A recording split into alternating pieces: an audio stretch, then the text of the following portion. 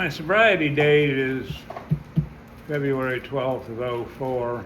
It wasn't my first sobriety date.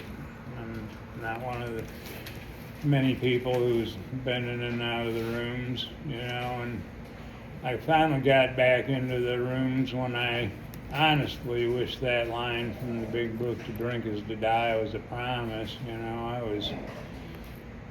I was definitely desperate when I stumbled down the street for my first meeting since my last drink, and I'm blessed with having heard a good old-fashioned big book thumper who emphasized doing the steps out of the big book, with a sponsor, 90 meetings in 90 days, all those things that had been too darn good to do before, because I thought I could handle sobriety with me and my higher power.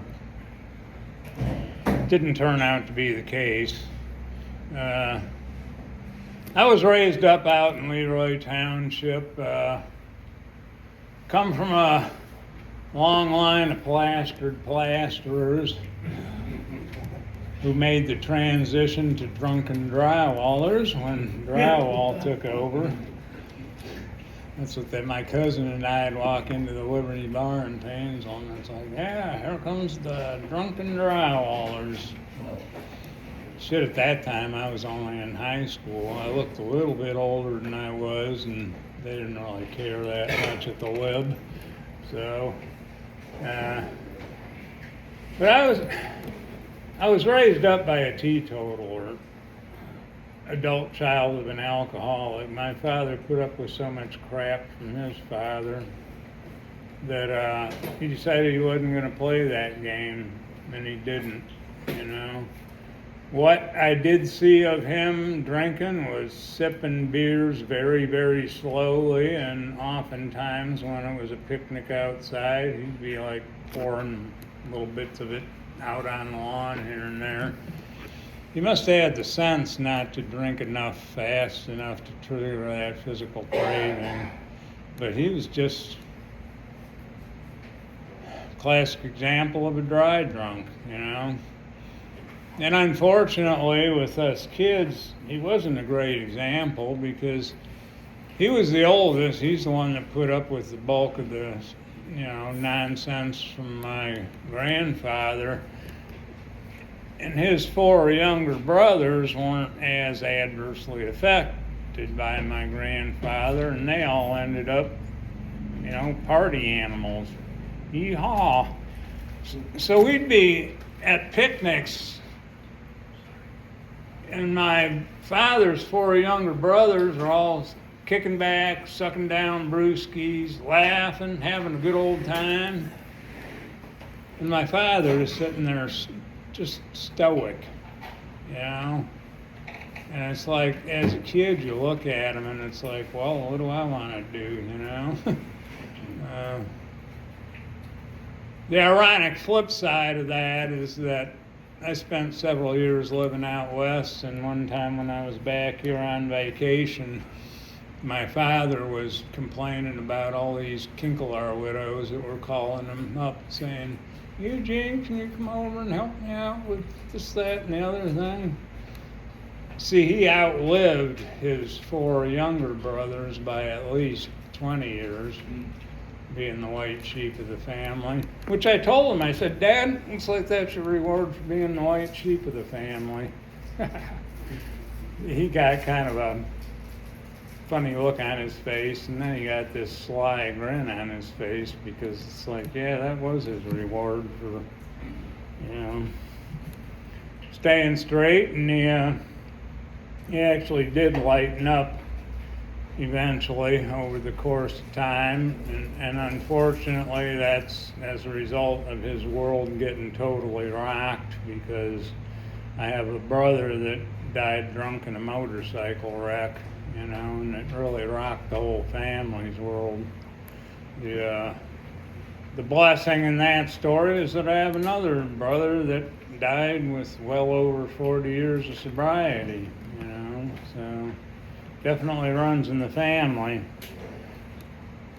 I feel like I started out as essentially a hyperactive little sugar junkie, You know, his late 50s, early 60s, you know, tricks and everything else under the sun. If you're a good boy, I'll give you a piece of candy, you know, and then sneaking candy. And I can recall going to a family get together and asking my mom if I could drink all the soda I wanted.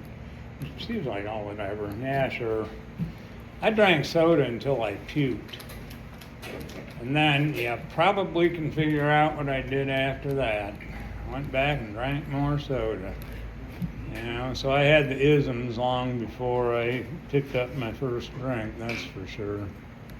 And I also drank for effect from the get-go because I was at a wedding where my 4 uncles were kicking back in the garage, sucking down brewskis, having a good old time. And one of my cousins snuck a beer out of there, and like 4 of us went behind the garage and shared this beer. And my thoughts were, this tastes like heck, and I wished we had enough to get to feeling like the guys in the garage that were whooping it up, having a good old time. So I drank for effect quite a while before I actually ever had the effect.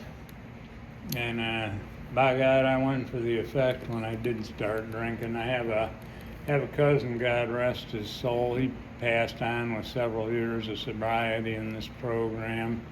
Told me that at that time the people at the state liquor store were notoriously lax on checking IDs, and I looked a bit bit older than I was anyway. So I'd be like buying bottles of that nasty El Toro tequila with the little red hat on it, and, you know, this, that, and the other thing for other people, and pretty much supplying the neighborhood with the hard stuff, you know, the stuff that gets you going in a hurry. The beer always took too much for me, you know. It was like a wash, if anything. But got in a lot of trouble. I mean, if I condensed my grade school and high school years, I was such a troublemaker even before I graduated grade school, just not being able to sit in my seat and stay still. St. Mary's in Painesville sent my parents a letter or called them and said, you need not bother to bring Mike to graduation. We will mail his diploma. Because I was cutting up in practice for graduation already. And it was the same thing. I was like the first person to get thrown out of Lake Catholic High School. And then when I finally skated up to the very end of my high school career at Riverside High School, they gave me straight D's and 1 F in a semester class. So I had to go to 6 weeks of summer school to graduate, which I did. You know, it was just a piece of paper that I really didn't care about, but did come in handy quite a few years later. I met what I thought was the woman of my dreams over there at Riverside. Childhood sweetheart and partying buddy. Oftentimes we got along like cats and dogs.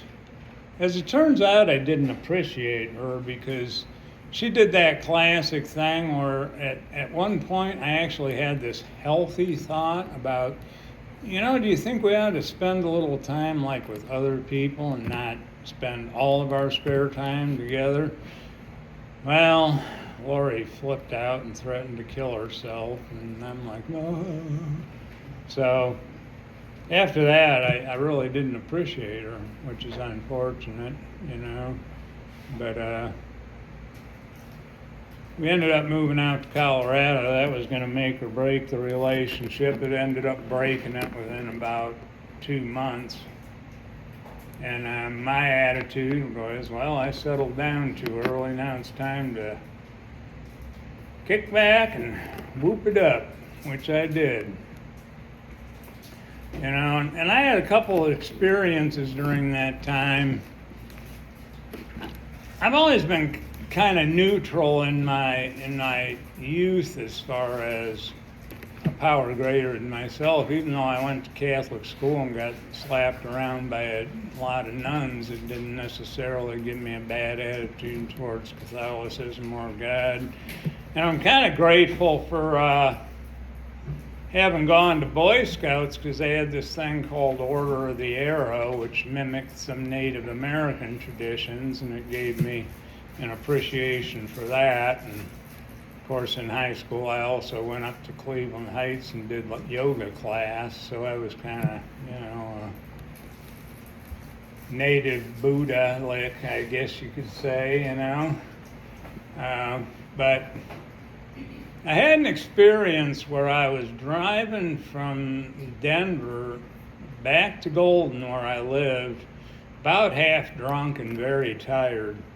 And I drive by a friend of mine's exit, and I'm like really tired, but I had this strong thought about, I'm going to go visit Al, but I blew it off, I kept moving. And the weird thing is, by the time I got to the next exit, I found my van exiting the freeway without me wanting to, turned around, went to my buddy Al's apartment. By the time I got to the second out of 3 floors, I knew something was drastically wrong. So I'm beating on my buddy's door, and it just stunk. Oh my God.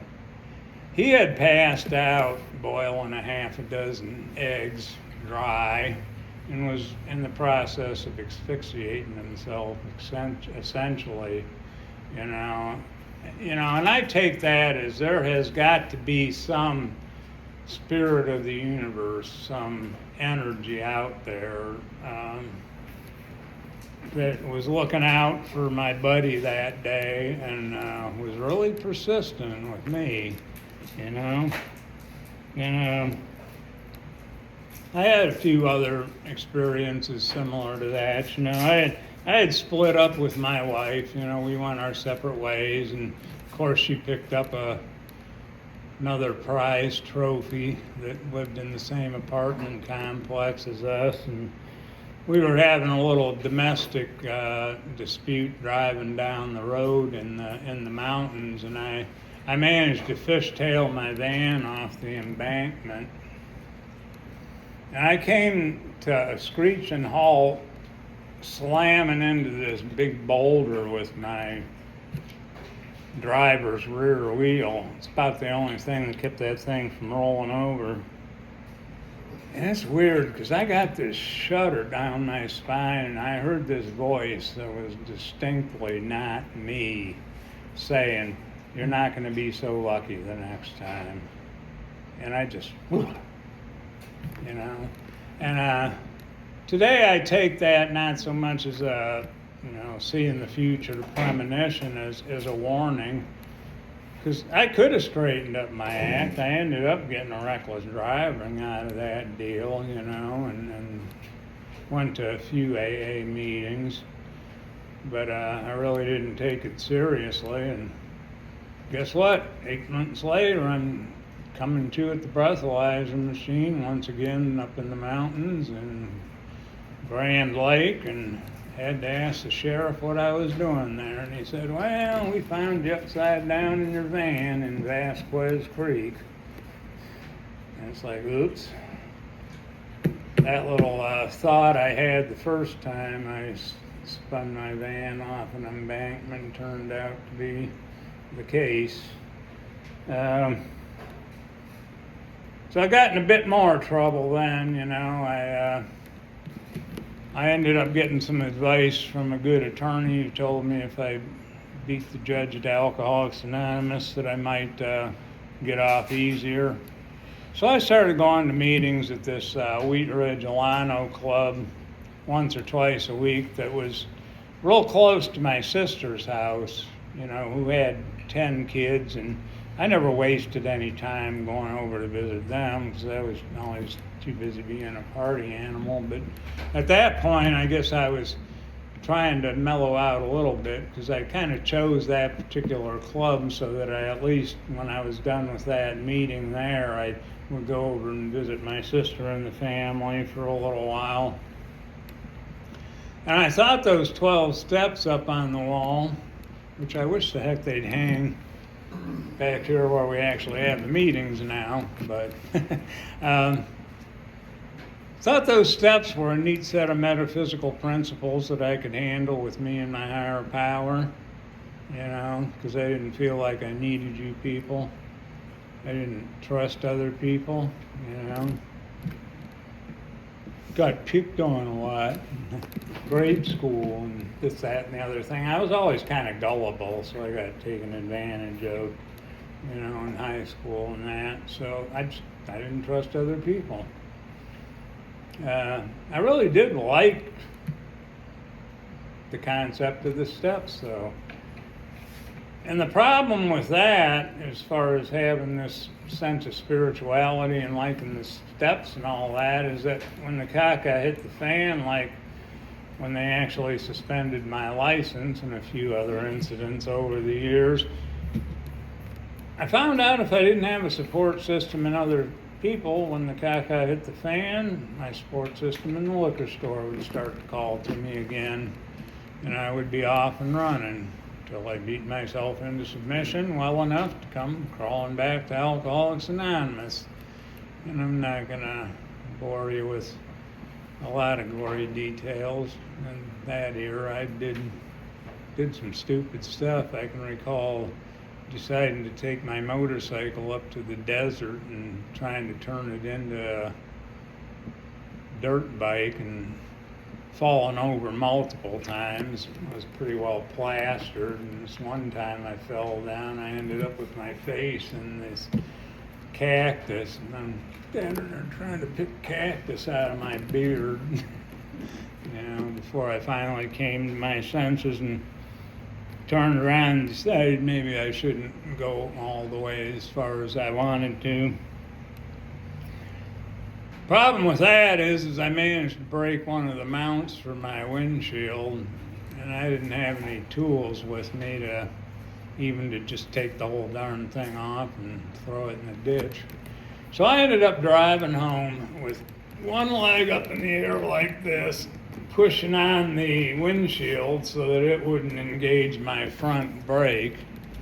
Cold as heck, doing about 80 miles an hour. Definitely Creator looks out for fools and drunks. I made it home that night, And in my time in California, I, picked up another love of my life, since I had ended up getting divorced from my wife before I moved out to California. And I lovingly refer to Calais, the gal I hooked up with out in California, as a social wino. Because she was one of these people that would drink darn near every night, but only like a couple or 3 glasses of wine, and she would always quit drinking an hour or so before bed and drink like water or Kool-Aid, and I'm just never failed to blow my mind. She didn't have that physical craving that kicked in. Doesn't mean she wasn't a problem drinker, but and she did, I heard, eventually decide to knock it off, mostly for spiritual reasons. But the stuff doesn't do any of us any good. I think that's why they call it spirits, because it lets the evil spirits in, if you want to call it that, or the not so constructive spirits. Makes us gullible to doing stupid stuff. I ended up, when I split up with Calais, inviting my brother from Phoenix to move out to San Diego because he was getting sick of summer in Phoenix. And if you've ever been to Phoenix, you know what I'm talking about. Oh my God. So he ended up moving out. And it was kind of cool because I was the youngest kid. It was like my second oldest was 10 years older than me. Frank, who moved out to San Diego, was 12 years older than me, and it went up from there. And it was kind of neat because I really did have the experience of having a brother at that point. And we got along great when we were both sober or when we were both drunk. Now, when one of us was sober and the other one was drunk, it was a problem, for sure. And when I hit my bottom on alcohol, my last 6 weeks of drinking, I was hell-bent to finish it off, come heck or high water. And I was such a mess that my brother wrote me a note to get help or get the heck out of our apartment. You know, and that's part of what got me to get the phone in my hand and call Alcoholics Anonymous and stumbled down the street to the Boiled Owl, which is out of the one of the stories in the big book. Heard this good old-fashioned big book thumper who emphasized doing the steps out of the book with the sponsor, going to 90 meetings in 90 days, and all this stuff I had been too darn good to do before. And by God, it started working pretty quickly. And then just a couple days later, I was at a noon meeting in North Park, just north of Balboa Park. And I heard this guy address agnostics, which I had never considered myself to be an agnostic in my life. You know, I was a self-professed spiritual giant, you know. Yeah, right. But he said, if you're an agnostic, not me, but I kept my ears open. He said, make the group your higher power. I'm like, wait a minute, what? The light bulb went on. That's what I was missing. For those 10 years of being the self-professed spiritual giant, I was clueless to the fact that Creator speaks to me through other people. And that is still one huge part of my program today, because I will never be a total social butterfly, and I've accepted the fact that bottom line is we all got different personality types in this program, and we complement each other when we allow ourselves to complement each other. And it can be a little bit of a conflict if you get somebody that's trying to force the way they do it onto someone else, because some of us want to be up there in front and center, you know, and others of us are chill and more happy to do the service work, you know.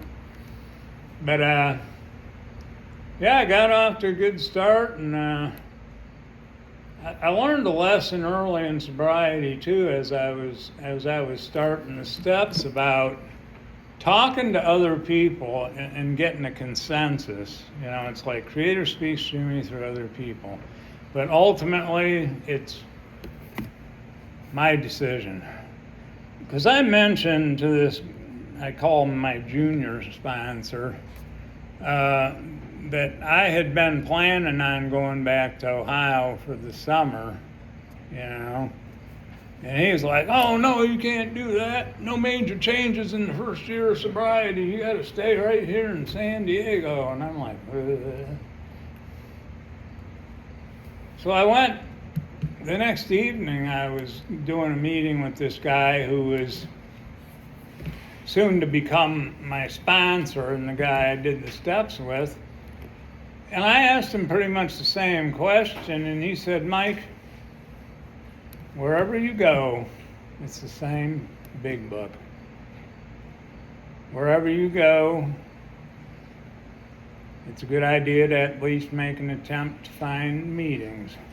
And this is back in the days when you pull into a town and you try to find a payphone that actually has an intact phone book, and then maybe find a meeting. It was a challenge back then. I love this meeting guide app we got now, man. We're spoiled rotten. Mm-hmm.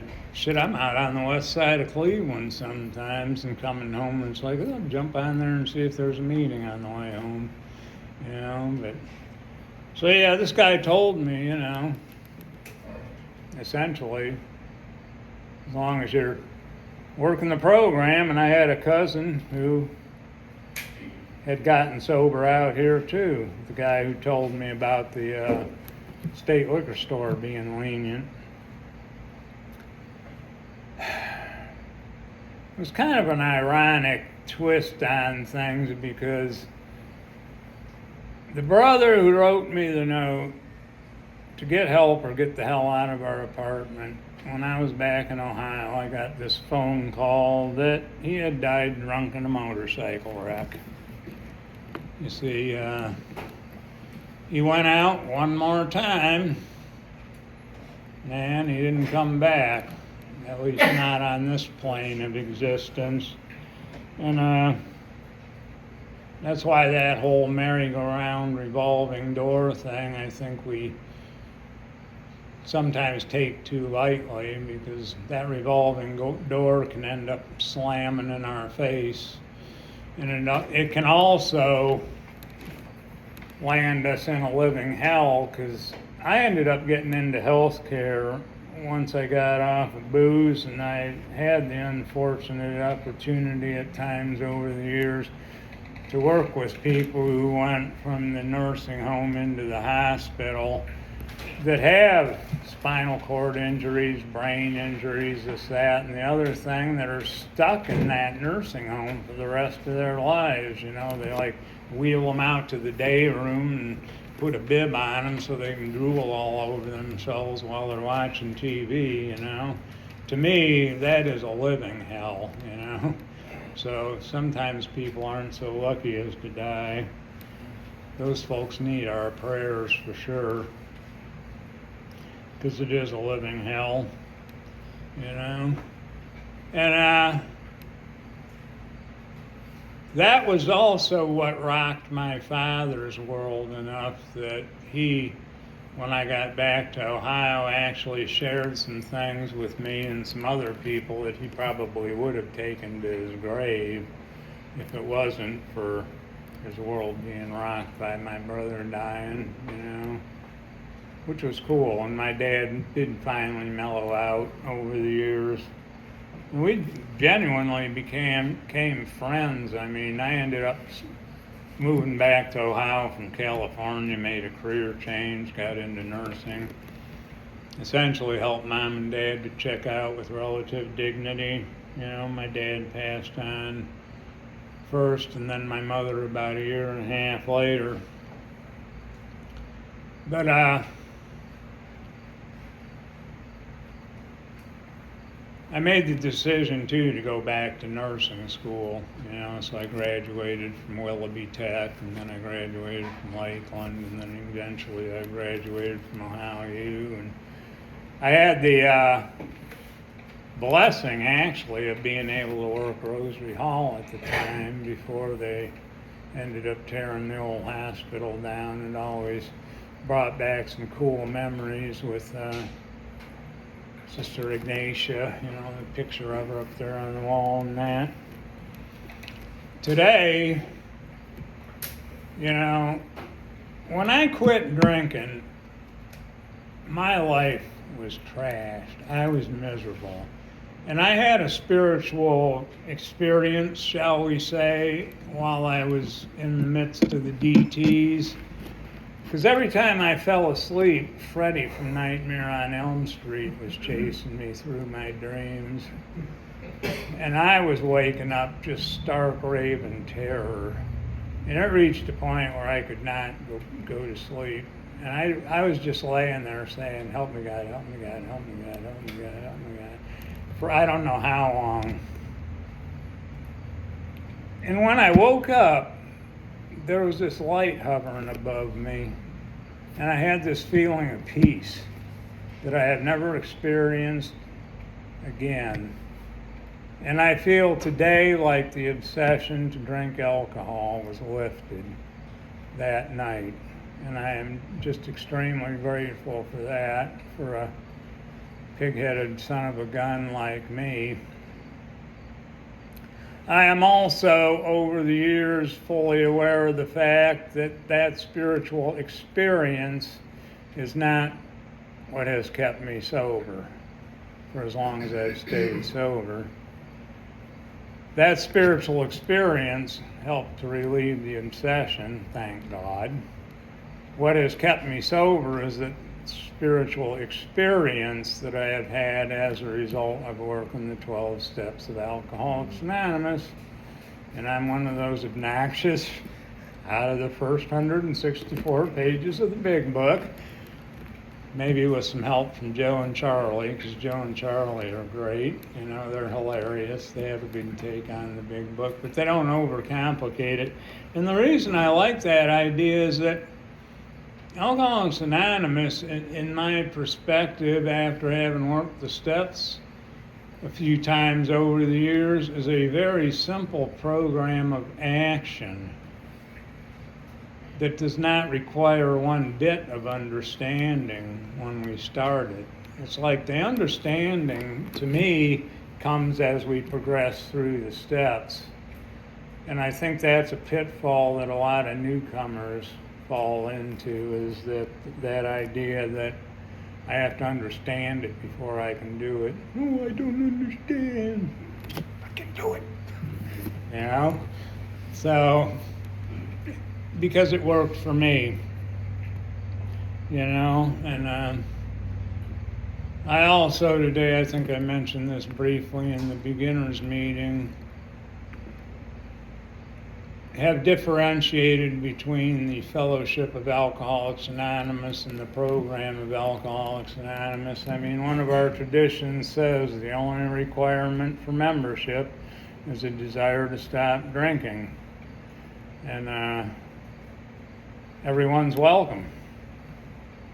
Doesn't mean you have to necessarily break down and waste any time doing the 12 steps of Alcoholics Anonymous. You can become one of those don't drink, go to meetings types that spouts all kinds of pop psychology and pop spirituality and nonsense in Alcoholics Anonymous meetings, enough to confuse the living daylights out of newcomers. And again, that's why I like the idea of stressing the fact that it's in the first 164 pages of the big book. And a lot of that pop psychology and pop spirituality that people spew in these rooms are good tips and good tricks. And they work well even for normies. But the thing is, they confuse the issue as far as if we want to get sober and stay sober and straighten out our lives, it's a good thing to work the 12 steps out of the big book. Because what I found out is that when I finally broke down and did the steps out of the big book, it was a lot like, for about a decade, I was jumping up and down on this dumpster full of garbage, telling myself I was rising above it with all my nice pop psychology and pop spirituality. And then when I finally beat myself into submission and broke down and worked the steps, it was like cleaning out that dumpster full of garbage. And things started to improve in some respects without even that much effort. You know, it's like step 6 and 7 for me, that is not something that I feel like I necessarily needed to work hard at. When you look at the step 6 and 7 is to get ourselves geared up to do step 8.